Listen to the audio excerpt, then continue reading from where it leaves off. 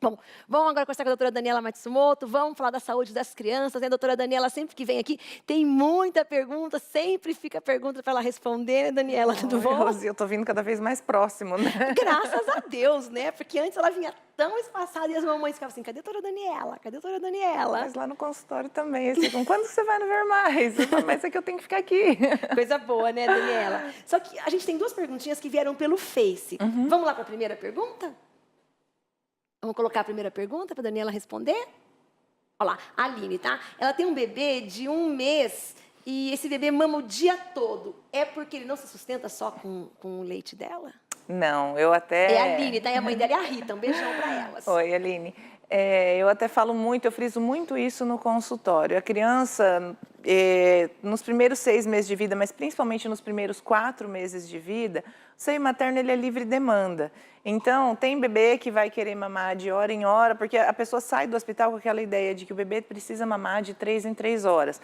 Por que faz isso no hospital? Para não deixar ter espaço pelo risco de hipoglicemia que eles podem fazer nas primeiras 48 a 72 horas de vida. Então, não é que a criança vai mamar de 3 em 3 horas, é que precisa, naquele período, que não passe de 3 horas para a criança não cair a glicemia, não passar fome.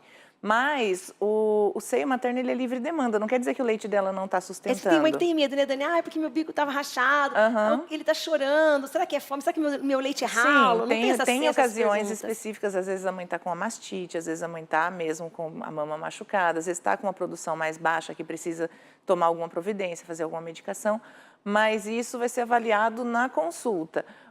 Em relação ao bebê ficar o tempo todo no peito, na verdade a pessoa ela tem a sensação que o bebê está o tempo todo no peito e a criança ela não tem noção de que ela já saiu da barriga da mãe. Eu sempre brinco, eu falo, os primeiros 4 meses a criança ela não sabe que você e ela não são uma pessoa só.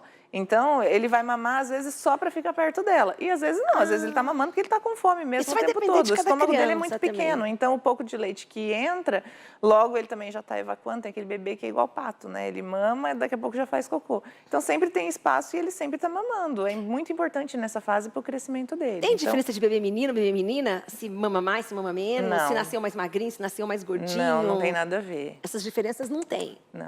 Não tem diferença nenhuma. Não. Bom, vamos lá para outra pergunta também pelo Face que chegou. Ó, a Maria Caroline, ela disse assim, é normal a criança ter muita dor de cabeça? A criança tem dor de cabeça, Daniela? Criança tem dor de cabeça.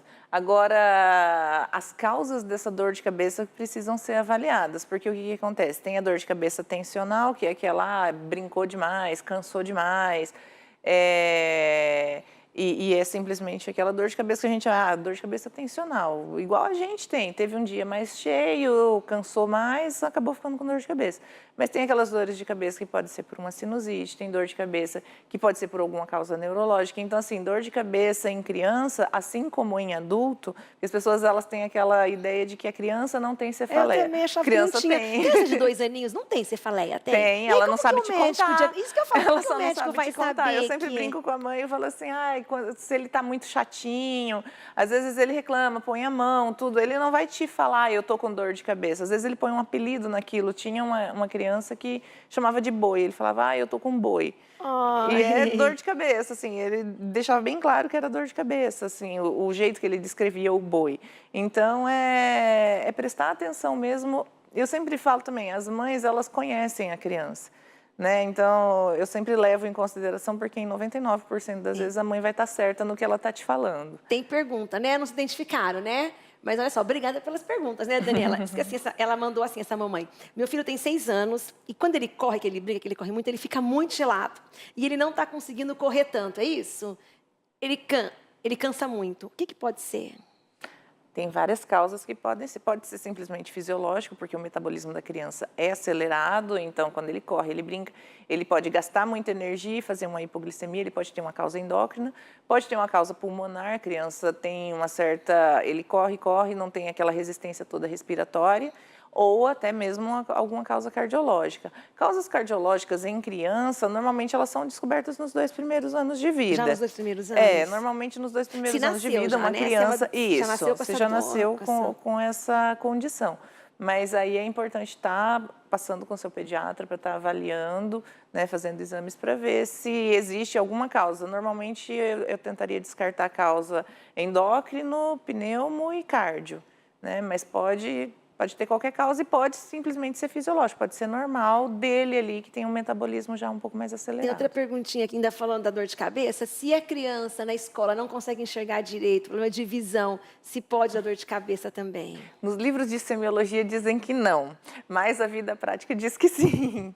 Tá? Então, assim, a criança ela tem alguma dificuldade para enxergar. Normalmente, quando a criança tem dificuldade para enxergar, ela vai manifestar mais como um déficit de aprendizado. Às vezes você acha, ele é hiperativo, ele tem déficit de atenção, e na verdade ele não está enxergando bem. Né? Pelos livros de semiologia, a visão não dá dor de cabeça, mas o dia a dia mostra que pode dar sim. Tem uma pergunta grande, tá? Aí você vai falando um ponto a mim. É a Sueli Nogueira, do bairro Herman, Conjunto Hermas. Obrigada, tá, minha linda? Ela disse que o filho dela tem hipertrofia de adenoide. Já operou ano passado. Era a doutora Ângela, né? A doutora Dani, ela vai responder pra gente. E a doutora Dani, ela vai responder pra nós. Ele tirou a amígdala e tirou e queimou a carne do nariz. Mas a minha continua. Ronca, a doutora Dani, ela vai responder pra nós. Ronca. E vive com o nariz trancado. E é criança, então a doutora Daniela vai responder para nós. Depende da idade dele, depende da idade que ele fez a cirurgia. Eu acho que eu até já comentei alguma vez aqui que as crianças, normalmente, os otorrinos deixam para fazer esse tipo de cirurgia depois dos 2 anos de idade, porque antes dos 2 anos a tendência dessa carne crescida, né, dessa adenoide, ela crescer de novo, é grande. Então, assim, às vezes ele operou e acabou formando novamente ali essa hipertrofia, porque são células do corpo e o nosso corpo tem uma tendência a querer se revitalizar. Ou pode ser que essa criança, apesar de ter tirado a amígdala, ter tirado a adenoide, ainda tem algum grau de sinusite mais importante, ou uma rinite que tranca o nariz, e mesmo assim ele acaba roncando, sendo um respirador oral. Crianças que nascem com alergia, a mãe, quando está amamentando, ela tem que tirar determinados alimentos dela também? Se, por exemplo, a criança é alérgica, o mais frequente que a gente tem é a proteína do leite, a proteína de soja, a proteína do ovo. Essa criança ela vai manifestar, mesmo ela estando no seio materno, ela vai manifestar essa alergia. Então, se a mãe, por exemplo, a criança tem alergia à clara de ovo, e a mãe come omelete com muita frequência, ela vai ter que parar de comer. Ela vai ter que parar de comer porque vai começar a manifestar essa alergia na criança. Normalmente você vai ver a criança com alergia, não tem alguns testes muito específicos nessa idade, também abaixo de 2 anos, então você vai fazendo por experiência. Você vê, o que você está comendo com muita frequência. Às vezes, a primeira coisa que a gente tira é o leite de vaca. Então, a mãe para de tomar leite de vaca. Se a alergia melhorou, era do leite de vaca. Não melhorou, vamos tentando tirar outras coisas. Nosso tempo acabou, passa rápido. Né? Doutora Daniela volta, doutora Daniela volta, né, Daniela? Você volta logo, né?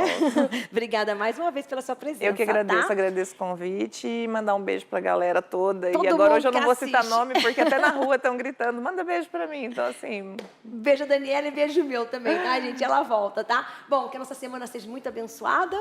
Nós estamos indo embora e amanhã a gente volta, se Deus nos permitir, tá? Uma ótima segunda-feira para todo mundo e até amanhã. É sempre só...